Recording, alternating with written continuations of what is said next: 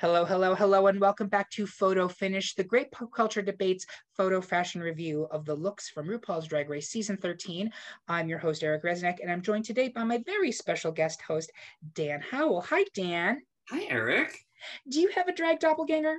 Out of drag, my doppelganger has always been claimed to be Justin Timberlake, which I think is crazy, but I will gladly accept that. Absolutely, yeah. I'm on board. What about you? I had a doppelganger. That's the real Eric Resniak. He's been dead and buried for years. So moving on, we are going to get right down to business, tooting, booting, shooting, pooting, and mooting the looks from episode 10 of RuPaul's Drag Race. And this time the challenge was Freaky Friday, in which the girls had to make over their partners to both look and act like them. So in terms of the points, if you're playing our viewer pool at home, and if you're not playing in our viewer pool, I don't know what you're doing. Go to greatpopculturedebate.com/bonus. You'll find all the blogs and the recaps there. So the people who will be getting the points that we're talking about are the people who dressed the girls, not necessarily the girls themselves. We'll explain it more if you have questions. But first up, it is Rosé as Tina Burner. And what did you think? I gotta give this a boot. I think it I don't know. It doesn't really say Tina Burner to me. It feels like a miss. It's a miss because it is a miss. I will also boot it. Tina Burner has a very specific color palette. It is exactly ketchup, mustard, and orange, right? It is Ronald McDonald. It's Ronald McDonald, and she sent someone out in a 1950s Green Housewife outfit. Yeah. Now, when she swirled and there was the bodysuit underneath, that was red and yellow. But when's the last time Tina Burner wore a bodysuit on this show? Like, it just doesn't happen. Yeah, neither of it made sense to me. This look right here is Mrs. Kasha Davis to me. It is Mrs. Kasha Davis, and we love Mrs. Kasha Davis. We stand Kasha. But it is not a Tina Burner look, and it's not a good look. It's not something that should be on the runway. Right. And the makeup I'm not even going to start in on because Tina did have a difficult challenge. Rosé has a very masculine face. Yes. Did not hold her paint well. Let's just diplomatically say that. No. Speaking of Tina, here's Tina Burner as Rosé. What did you think, Dan? This for me was a poot. This felt like a rough look. To me, she didn't look totally comfortable. It didn't seem like a great fit, and I don't think it does anything for her shape-wise. It feels very Trump-like on her. And it felt like, well, this is the closest thing Rosé has that we can get on Tina's body. So we love it. It kind of seemed like it's kind of what they had to go with. I love this wig on her. I know She says she hates pink, which I think is crazy. But I think the wig is great for her. The makeup was a little here and there for me, but yeah, overall, it kind of felt like Tina was playing dress up, not competing on a drag competition. Yeah, I can see that. So I'm going to moot this. First note, pink looks good on every skin tone. Tim Gunn taught me that years ago. And I think maybe what we're seeing this episode, which was frankly pretty brutal to Tina, she was getting slapped around in like every talking head, is that Tina doesn't know looks good on her with her skin tone, right? Yeah. Like that palette doesn't look good on her skin tone. Pink looks good on everybody. I thought the makeup actually was much softer. She looks prettier here than she's ever looked. But when we talk about the actual outfit, anyone who's been watching these knows that I've really struggled with Rosé's fashion this whole season. I love Rosé. I think she's a terrific performer. She's one of my top for the seasons. But in terms of the fashion she keeps bringing, girl, this is a like terrible print bodysuit with porcupine arms. Yeah, I don't think this would look good on Rosé. No. If she wore this out on the stage, this probably photographs well. And I think in the episode, they did show a picture of Rosé in this, and it was better. But again, I think you need to have photography tricks to pull this off, and some help in Photoshop to make this fit you right. Because this is, I don't know who this would look good on. You need Jesus to make this look good. Exactly. And like, it's I think Rosé confuses interesting with good. Correct. And that to me speaks to trying too hard for fashion.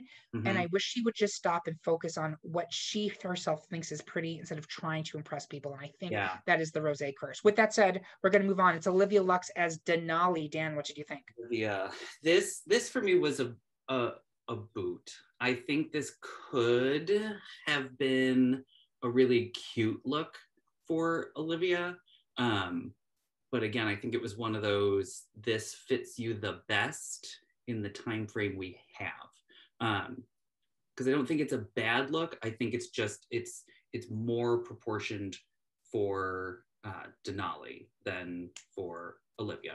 They're very similar bodies, but they're different enough that I think it's going in the right direction, but I think it misses. But I think the hair is great. I think the makeup on her, I liked more than I anticipated, because I don't always love Denali's makeup, but, and I don't know if it's that I was so much more distracted by the dress, because now looking back, I'm like, I don't like this makeup as much as I thought I did.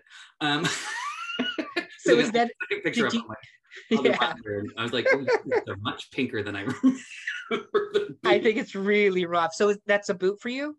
Yeah, she's a boot. Yeah, it's boots, house down, skates, boots. This to me is way too similar to the look that Denali walked into the workroom in episode 1 wearing. Yeah. It looks exactly like it. And normally that wouldn't be a problem because the judges haven't seen it, but the judges saw that look because they all had to come out on the same. Yeah. Why are you sending someone out looking exactly like you did in the first episode? It's a huge mistake. Yeah. I think the makeup's terrible. I think it's really garish. It doesn't fit Olivia's face at all. And let's acknowledge there is a challenge of painting a different skin tone as yours. You mentioned the proportions.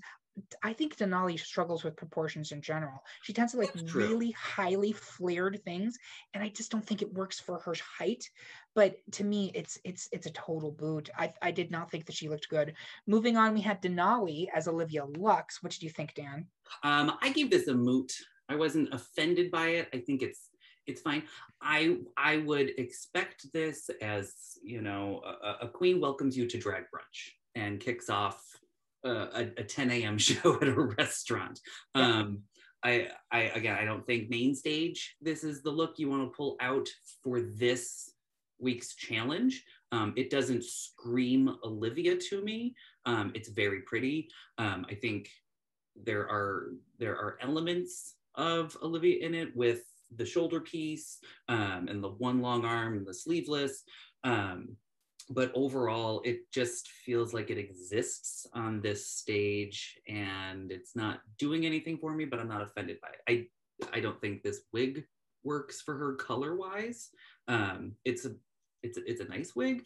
Again, it doesn't feel grand enough considering what we've seen from Olivia, and I mean, as I would expect, from a drag queen. I don't want to see a wig that I would see someone wearing out at the grocery store. Sure. Sure. And by the way, when you see me at the grocery store in that wig, please say hello.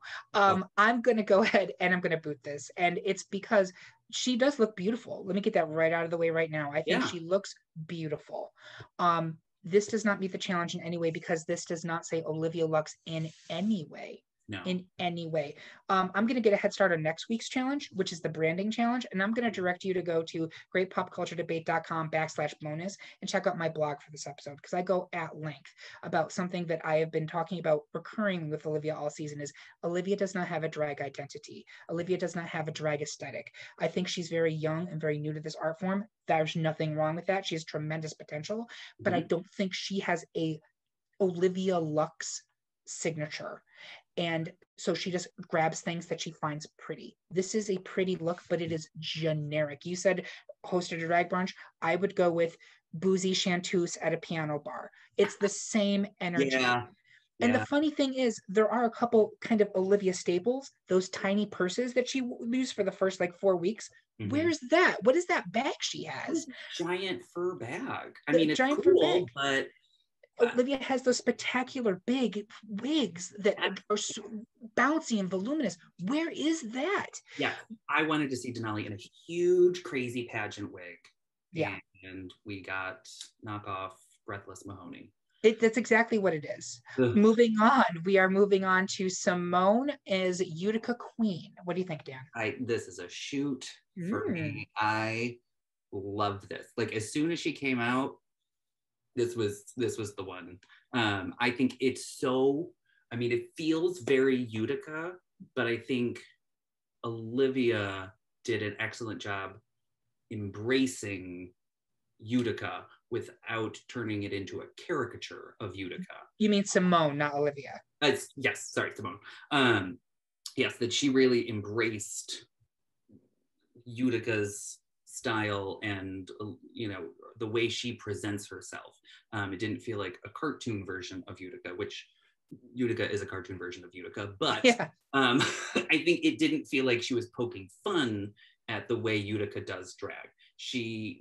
It felt like she took the time to learn how Utica does it, and vice versa. We'll talk about it with Utica's look too. I think it was a very symbiotic relationship that worked exceptionally well, and I think this is crazy enough, but not so Utica that it was completely uncomfortable for Simone. And I think Simone looks beautiful.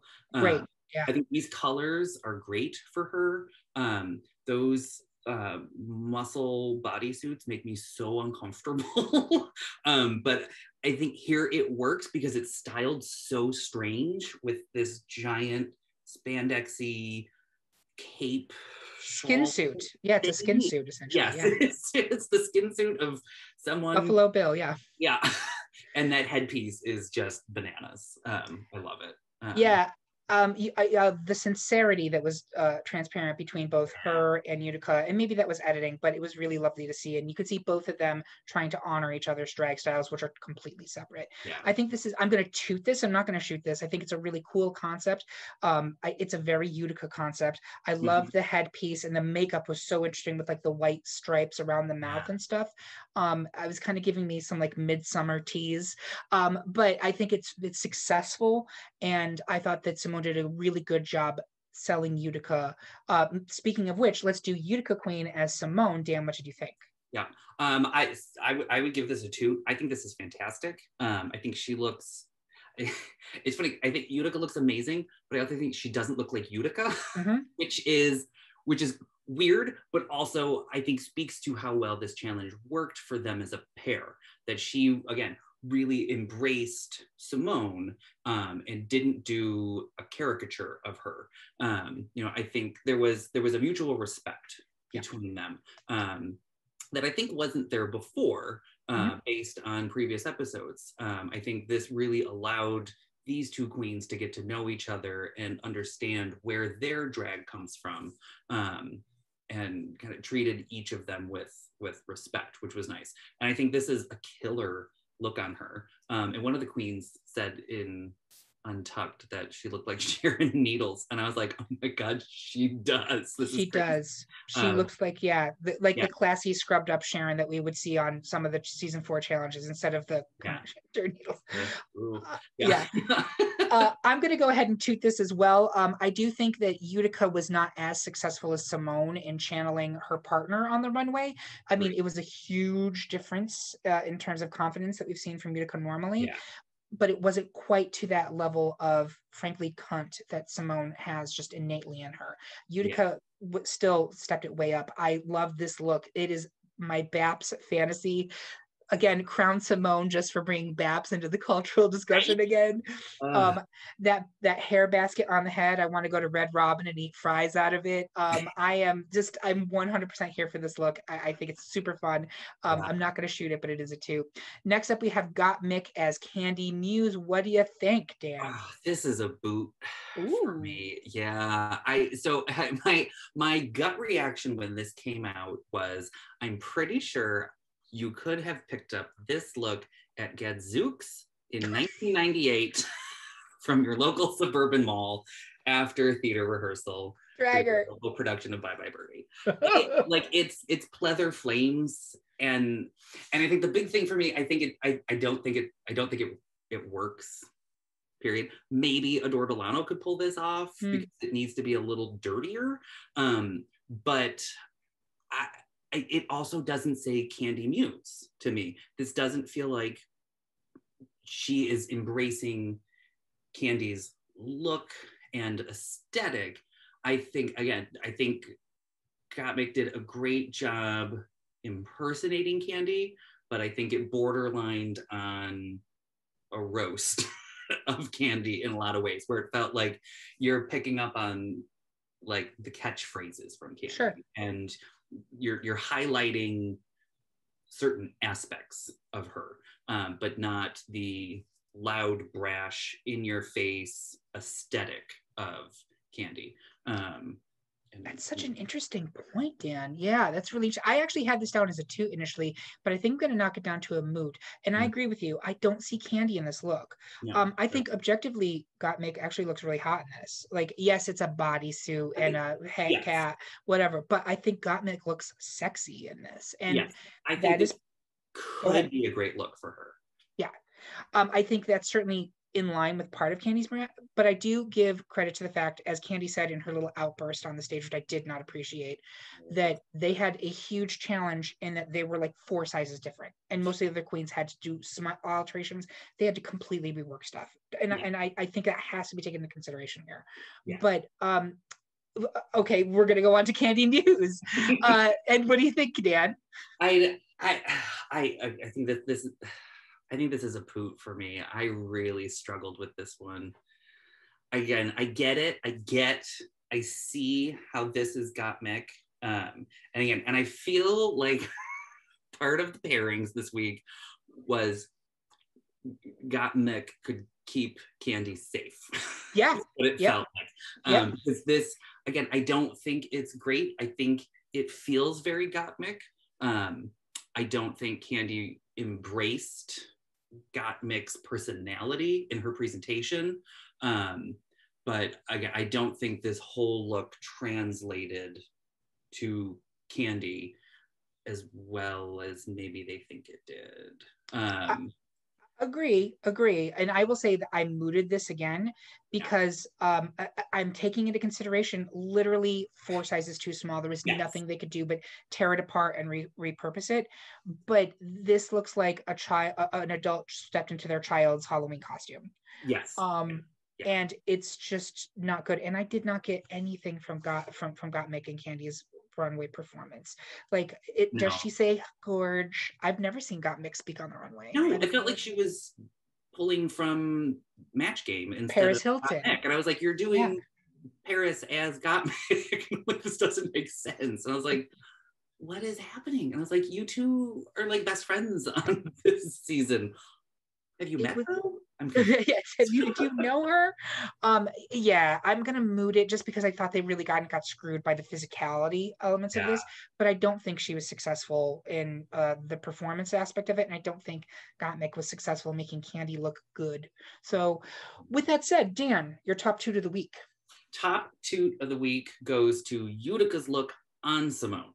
I think this is I think it's killer. I think she did such a great job putting her aesthetic onto Simone, and Simone did a great job embracing Utica. And again, I think the colors on her are gorgeous, and this is someone who doesn't love pastel, but that headpiece is crazy, and I want to see both of them do a photo shoot out in the woods with like crazy sprites around them. I think it's so cool.